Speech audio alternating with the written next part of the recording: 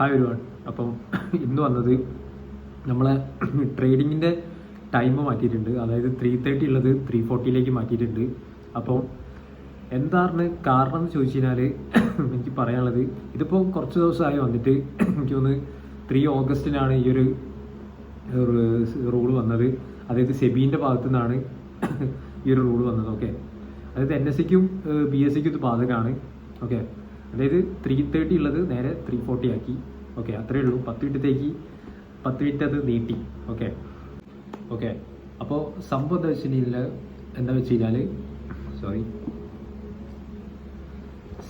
കഴിഞ്ഞാൽ ഒരു closing Ocean session എന്ന് പറഞ്ഞൊരു സംഭവമാണ് ഇവർ കൊണ്ടുവന്നത്. ഓക്കെ, അതായത് ഇതിന് വേറൊരു പേരും കൂടെ പറയും, ക്യാഷ്. Okay, cash. അപ്പോൾ ക്ലോസിംഗ് ഓഷൻ സെഷൻ പറയുന്നൊരു സംഭവമാണ് ഇവർ കൊണ്ടുവന്നത്. ഓക്കെ, അപ്പോൾ എന്താ സംഭവിച്ചു കഴിഞ്ഞാൽ, നിങ്ങൾ ജസ്റ്റ് പണ്ടത്തെ ഇതാണെങ്കിൽ ഒരു എന്താ പറയുക, നമ്മളൊരു റീറ്റെയിലറിന് എന്താ പറയുക, ഈ റീറ്റെയിലേഴ്സ് ഉണ്ടല്ലോ, ഈ പണ്ടൊക്കെ എന്താ വെച്ചിട്ടുണ്ടെങ്കിൽ ഈ ഒരു റീറ്റെയിലർ ഉണ്ടെങ്കിൽ അയാൾക്ക് ഈ ലാസ്റ്റ് ടൈം ആകുമ്പോൾ എന്താ വെച്ചിട്ടുണ്ടെങ്കിൽ കുറേ ക്വാണ്ടിറ്റീസ് കൊണ്ട് ഇപ്പോൾ ക്വാണ്ടിറ്റീസിൽ ബൈ ചെയ്ത് കഴിഞ്ഞിട്ടുണ്ടെങ്കിൽ മാർക്കറ്റ് ആ ഒരു വ്യക്തിക്ക് തന്നെ കൺട്രോൾ ചെയ്യാൻ പറ്റും. അതായത് ഒരു റീറ്റെയിലർ വിചാരിച്ചിട്ടുണ്ടെങ്കിൽ മാർക്കറ്റ് മുകളിലേക്കോ അല്ലെങ്കിൽ താഴത്തേക്ക് കൊണ്ടുവരാൻ പറ്റും. അതാണ് എന്താ പറയുക, പണ്ടൊക്കെ അങ്ങനെയായിരുന്നു. ഇപ്പോൾ ഓഗസ്റ്റ് 3-ന് ശേഷമാണ് ഈ ഒരു റൂൾ വന്നതിന് ശേഷം അതൊക്കെ മാറി ക്ലോസിംഗ് ഓഷൻ സെഷൻ എന്ന് പറഞ്ഞ ക്യാഷ് ഈ ഒരു റൂൾ വന്നു. ഓക്കെ, അപ്പം 1400 ഉള്ള സാധനം നേരെ ക്ലോസ് ചെയ്യുമ്പോഴത്തേക്ക് 1402 എത്തും.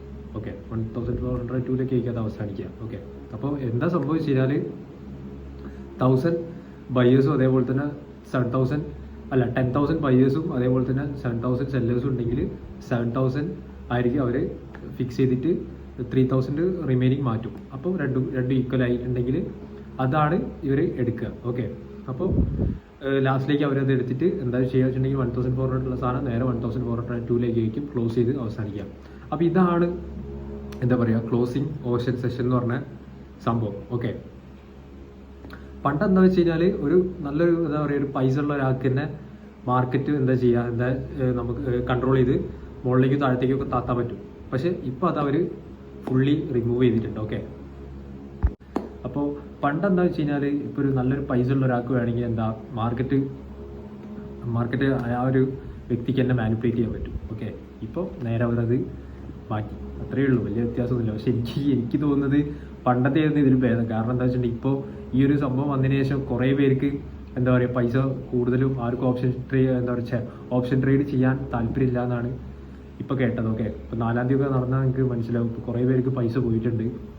ഓക്കെ, അപ്പോൾ എനിക്ക് പറയാനുള്ളത് എന്താ വെച്ച് കഴിഞ്ഞാൽ, കഴിയുന്നത് നിങ്ങൾ എന്താ പറയുക, ഒരു 3 മണിക്ക് ശേഷം ട്രേഡിങ് അങ്ങോട്ട് സ്റ്റോപ്പ് ചെയ്താൽ മതി.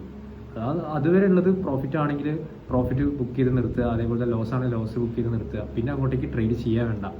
എന്താവട്ടെ, എന്ത് വേണമെങ്കിൽ സംഭവിച്ചോട്ടെ, 3 മണിക്ക് ശേഷം പിന്നെ നിങ്ങൾ നോക്കിയാൽ വേണ്ട. അതാണ് എൻ്റെ ഒരു ഒപ്പീനിയൻ. ഓക്കെ, അപ്പോൾ നിങ്ങൾക്ക് ഇഷ്ടമുള്ള നിങ്ങൾ ചെയ്യുക. അപ്പോൾ ഇപ്പോൾ 3:30 മുതൽ 3:40 വരെയുള്ള ലാസ്റ്റ് ആ 10 മിനിറ്റ് ഭയങ്കര മൂവാണ് നടന്നുകൊണ്ടിരിക്കുന്നത് മാർക്കറ്റിൽ. ഓക്കെ, ലാസ്റ്റിലേക്ക് ഇപ്പോൾ ഒന്നാമത് പ്രത്യേകിച്ച് ഇത് മാറ്റിയിട്ട് അത്ര ദിവസങ്ങളും ആയിട്ടുമില്ല. ഓക്കെ, അപ്പോൾ അതിൻ്റെതായ ഓരോ മാറ്റങ്ങളൊക്കെ വന്നിട്ടുണ്ട്. അപ്പോൾ വളരെ ശ്രദ്ധിച്ചിട്ടൊക്കെ ട്രേഡ് ചെയ്യുക.